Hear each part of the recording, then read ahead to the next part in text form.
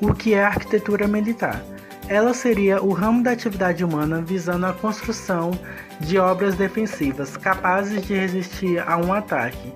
Inclui o ramo que cuida das obras de engenharia necessárias à execução de operações militares, como estradas, pontes e outros tipos de obras, incluindo portos voltados a atividades militares.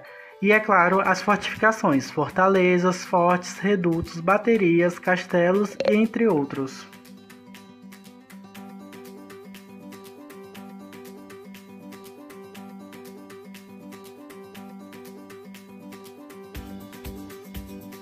A arquitetura militar no Brasil. Logo após o descobrimento do Brasil, as primeiras construções realizadas foram as fortalezas, erguidas com o objetivo de defesa das vilas e cidades litorâneas. Os arquitetos eram militares e posteriormente padres jesuítas, que fundaram vilas e construíram igrejas e conventos. As primeiras povoações eram fortificadas com muralhas, paliçadas e fortins. O primeiro forte idealizado desta forma foi o Forte de São Tiago, em Santos, dotado de 1532. Posteriormente foi construído em pedra e nomeado Forte de São João de Petioga. Essas construções estão localizadas principalmente no nordeste e sudeste do país, e especialmente ao longo do litoral brasileiro.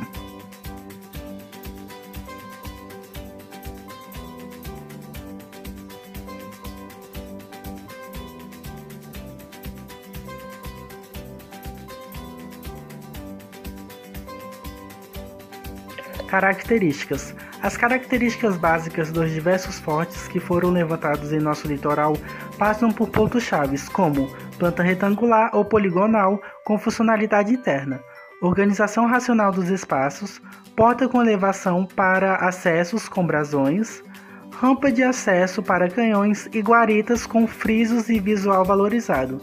Em algumas fortalezas está presente capela ou templos. Como você pode ver no desenho que está sendo feito, o forte possui capela, cortina, balaúrte ou bastião, glacis, contra-escarpa, fosso, escarpa, capoeira, revelim e redente.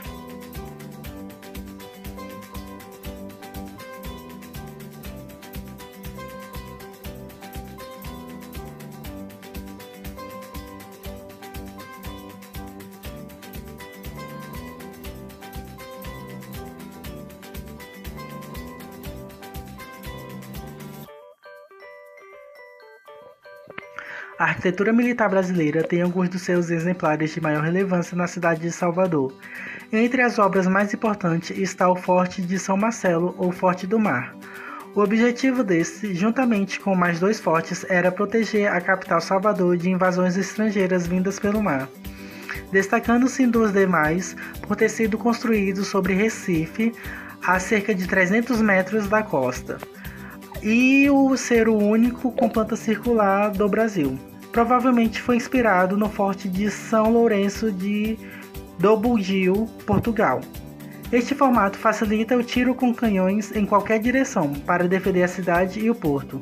Com o projeto original de estilo renascentista, sua estrutura foi construída em cantária de arenito até a linha d'água e o restante em alvenaria de pedra regular com um torreão central, pátio interno e um anel perimetral de planta circular com circunferência de 241 metros.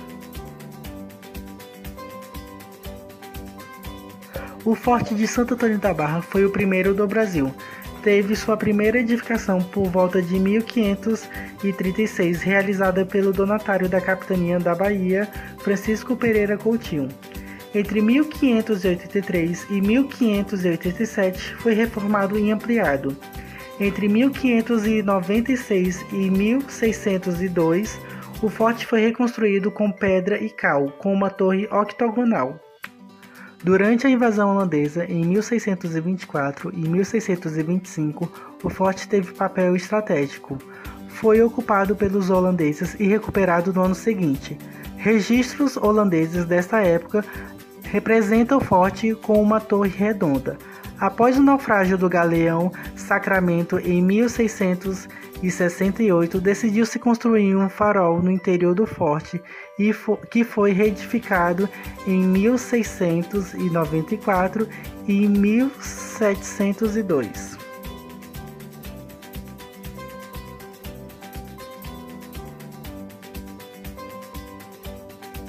O Forte de São Diogo, em Salvador, localizado na ponta da Baía de Todos os Santos, está em uma posição diametralmente oposta ao Farol da Barra.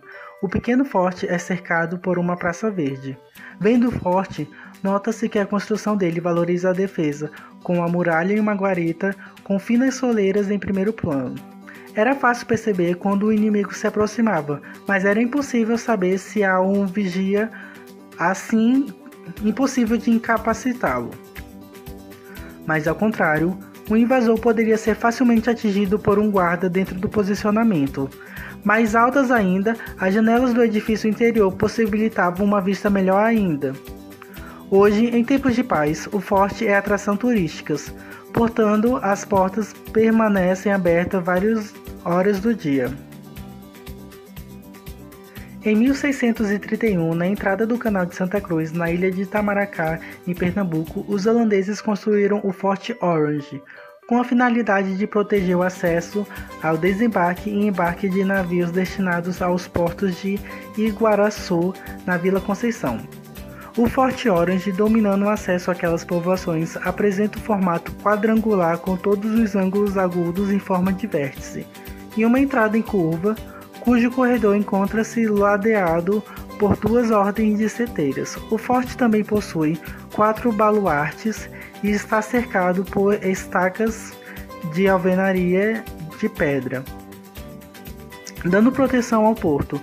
O Forte Orange encontra-se armado com 12 canhões, 6 de ferro e 6 de bronze, e ao norte com 3 peças de ferro. Uma torre guarda a entrada do canal. Em sua bateria estão montados 11 canhões, 2 de bronze e 9 de ferro. Em 1654, com a derrota dos holandeses, o Forte Orange ficou totalmente em ruínas.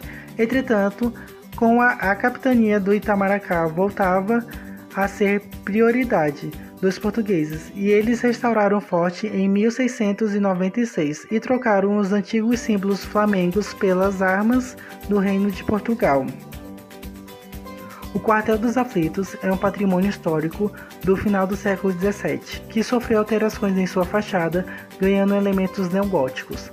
Abriga o seu comando geral e o Serviço de Inteligência da Polícia Militar da Bahia. Tem seu acesso principal pelo Largo dos Aflitos. O Quartel dos Aflitos foi mandado edificar em 1639 pelo governador Fernando de Mascarenhas, Conde da Torre. Seria a casa do trem ou trem militar, que fornecia as armas e munições para as demais fortalezas. O Quartel dos Aflitos era referido antigamente como a famosa casa para fabricar e refinar pólvora. Assim, a casa do trem de Miralhes seria outra e não a dos Aflitos. Essas oficinas eram uma fábrica e refinaria de pólvora que foi construída afastada dos outros edifícios, devido ao perigo de incêndio. Tinha a arquitetura externa de uma fortaleza, mas o espaço interno adequado para abrigar e movimentar peças de artilharia pesada. Em meados do século XIX, a Casa de Pólvora havia se transformado em hospedagem e hospital para estrangeiros. A arquitetura militar atualmente. Fortes militares históricos, alguns deles com mais de 400 anos, se transformam em pontos turísticos de grande interesse no Brasil. Atualmente, algumas delas cumprem a função de orientar embarcações e todas elas estão abertas ao público. A visita a tais obras permite a contemplação e o estudo da arquitetura trazida ao país pelos colonizadores europeus. Outros fortes no Brasil. O Forte de Copacabana foi idealizado no fim do século XIX para compor o sistema defensivo da cidade do Rio de Janeiro e de seu porto. Atualmente, o forte é um dos pontos turísticos mais visitados do Rio de Janeiro, em função da vista incrível que proporciona da orla de Copacabana. Fortaleza de Santa Cruz da Barra, Rio de Janeiro. Localizado em Niterói, o Forte de Santa Cruz da Barra foi construído durante o período colonial e Império Brasileiro, a principal estrutura de defesa da Baía de Guanabara e do Porto de Rio de Janeiro. Com uma arquitetura imponente e preservada até hoje, a fortaleza atrai uma média de 2.000 visitantes por mês. Forte de São Mateus, Rio de Janeiro. A edificação foi construída a mando da coroa portuguesa no século XVII a fim de defender as terras de possíveis invasões inglesas, francesas e holandesas. O Forte das Cinco Pontas foi edificado pelos holandeses no ano de 1630, durante a ocupação de Pernambuco. Durante uma restauração do forte do século XVII, o forte perdeu na sua estrutura original e ficou apenas com 4 pontas, como permanece preservado atualmente. Forte dos Reis Magos, Rio Grande do Norte. Sua arquitetura é singular e linda, tendo o forte um formato de estrela. A edificação ainda preserva os canhões expostos na sua parte superior, capela com poço de água doce e alojamentos.